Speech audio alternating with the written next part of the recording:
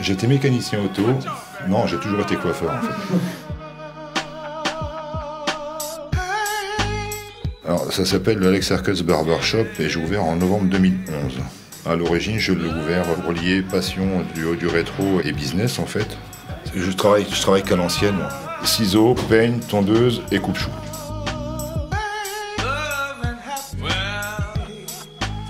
Quand j'ai ouvert il y a 2 ans, on était, depuis ça a changé, on était en France 16 à faire du rasage à l'ancienne encore.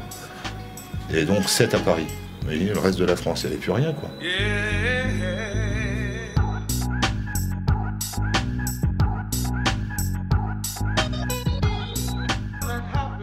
Je suis Bastien, je suis barbier, coiffeur à la Clé du Barbier, pour la Clé du Barbier même.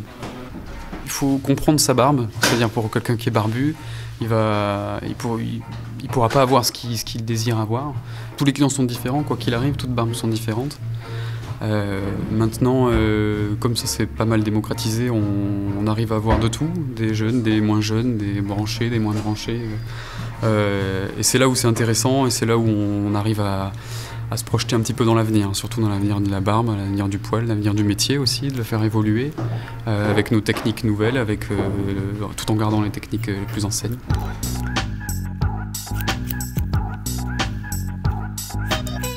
Moi je travaille beaucoup avec le tombant naturel, c'est-à-dire qu'une taille de barbe, si la personne vient avec un maximum de matière, tu es capable de restructurer une barbe en expliquant quelques repères au niveau du bas de cou, des pommettes, de la moustache, des commissures de lèvres, qui fait qu'une barbe, tu n'y fais rien pendant 2 semaines et demie, voire 3 semaines. On croit souvent que couper pour couper, ça va régler quelque chose. Et en fait, non. Parce que tu vois, le visage n'est pas lisse.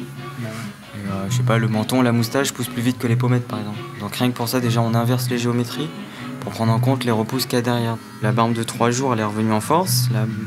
On a constaté, depuis une année, il y a une tendance à la barbe d'1 semaine. Et les mecs s'y attachent, ils se rendent compte qu'ils peuvent la laisser pousser à condition que ça soit taillé, quoi. Ça peut être un accessoire qui fait que tu peux vieillir une personne, rajeunir une personne et je sais pas, donc du coup ils s'y attachent et la moustache revient à fond en force parce que ils font des barbes de 3 jours avec une moustache, je sais pas moi, à la Dali, avec voilà, ils jouent. Il n'existe pas de taille standard de barbe, c'est-à-dire que quand tu vas regarder quelqu'un de face et de profil, tu sais déjà ce que tu peux faire ou pas sur lui.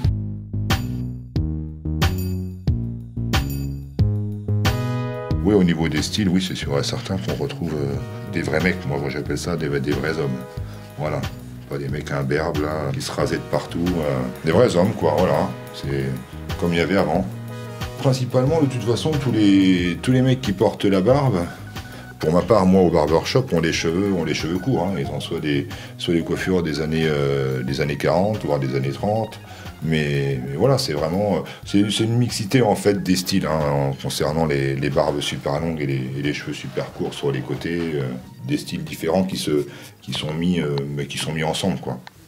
Pour moi, hein, personnellement, le retour de la barbe, il a été à cause du Movember. On doit se raser, on va dire le 1er novembre, et se laisser pousser la moustache durant tout le mois. Les personnes qui portent la barbe en général, vraiment, si elles sont dans le milieu rétro, ce sont des personnes qui aiment énormément le blues, le bluegrass, la musique comme ça, quoi. C'est vraiment lié à la musique, hein, quand même. Hein. Et à côté de ça, en ce moment, on peut voir des personnes qui écoutent de l'électro, qui ont des grandes barbes. Et pour ma clientèle, c'est beaucoup de personnes qui écoutent de la musique rétro qui la portent.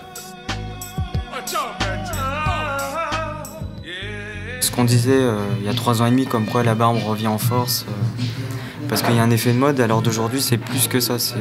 J'ai envie de te dire que c'est une nécessité parce qu'il y a des mecs qui peuvent pas se raser tous les jours. Et donc du coup, ils rentrent dans une taille de barbe, et donc plus il y aura de taille de barbe, donc des barbes à restructurer, plus le métier de barbier va revenir en force.